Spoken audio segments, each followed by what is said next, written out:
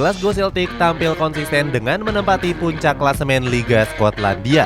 Gak banyak yang tahu kalau klub yang berjuluk The Boys ini dihuni dengan skuad yang seadanya. Salah satunya dengan membeli pemain murah yang berasal dari Asia Timur. Cetak Gol coba merangkum kehebatan Glasgow Celtic sebagai berikut.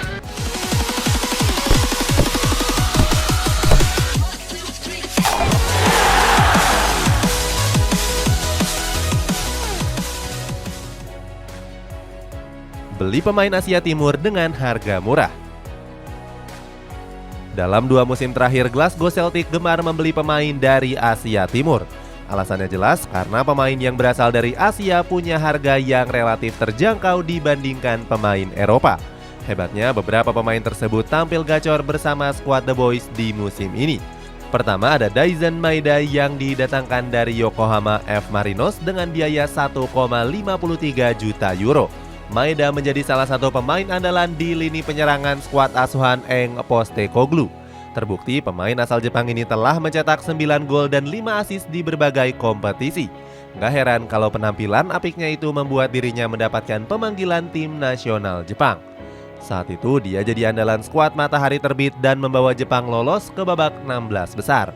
Selanjutnya ada Reo Hatate yang dibeli dari Kawasaki Frontale dengan mahar 1,53 juta euro. Dia menjadi andalan di lini tengah Celtic dengan sudah mencetak 3 gol dan 7 assist.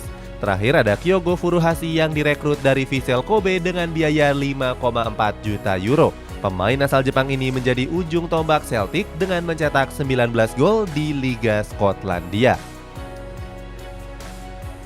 Rekrutan baru berhasil mencetak gol. Selain merekrut 3 pemain dari Jepang, Celtic juga mendatangkan pemain asal Korea Selatan. Pemain tersebut adalah Oh Yeon-gu yang didatangkan pada transfer musim dingin yang lalu. Celtic mendatangkan Oh Yeon-gu dengan biaya transfer 2,8 juta euro dari Suwon Samsung Blue Wings. Di klub sebelumnya, striker muda ini berhasil mencetak 14 gol dari 53 pertandingan yang telah dijalaninya. Pemain asal Korea Selatan ini mengaku bahagia bisa bergabung dengan Celtic. Dia mengatakan kalau dia sangat senang berada di Celtic dan gak sabar untuk bisa tampil di depan para supporter. Walaupun masih belum menjadi pilihan utama, Yeon-gu sudah memberikan kontribusi yang besar.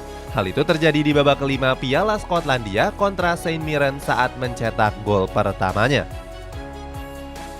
Joe Hart yang semakin gacor. Nama Joe Hart sempat mencuri perhatian pada musim 2021-2022 yang lalu. Saat itu, kiper Manchester City ini berhasil membawa Glasgow Celtic menjuarai Liga Skotlandia. Sepanjang musim tersebut, Joe Hart memang tampil gemilang dengan cuma kebobolan 17 gol saja. Sayangnya, di ajang Liga Champions musim ini, dia gagal membawa Celtic lolos dari fase grup. Saat itu, skuad The Boys cuma bisa menempati juru kunci klasemen grup F. Walaupun begitu, penampilan Joe Hart di kompetisi Liga Skotlandia patut untuk mendapatkan apresiasi yang sebesar-besarnya. Bagaimana tidak, dia baru kebobolan 18 gol saja dari 25 pertandingan yang telah dimainkan. Bahkan dari 25 pertandingan itu, Joe Hart mampu menorehkan 12 clean sheet. Catatan itu sangat luar biasa untuk seorang penjaga gawang yang sudah berumur 35 tahun. Apalagi kiper Inggris ini punya catatan yang buruk saat masih memperkuat sejumlah klub Eropa. Salah satunya saat memperkuat Tottenham Hotspur di mana saat itu dia mendapatkan perlakuan yang buruk. Saat itu The Lily White membuang Joe Hart karena dianggap sebagai kiper yang gak kompeten. Hal itu terjadi saat Tottenham Hotspur masih diasuh oleh Nuno Espirito Santo. Nuno mengatakan kalau Joe Hart merupakan kiper yang sangat tua dan gak punya fisik yang kuat. Konsisten di kompetisi Skotlandia. Gak cuma performa Joe Hart yang konsisten, penampilan Celtic di musim ini juga bisa dikatakan sangat superior. Mereka saat ini masih kokoh di puncak klasemen Liga Skotlandia dengan torehan 70 poin. Ini sudah unggul 9 poin dari Rangers yang membuntuti mereka di peringkat kedua.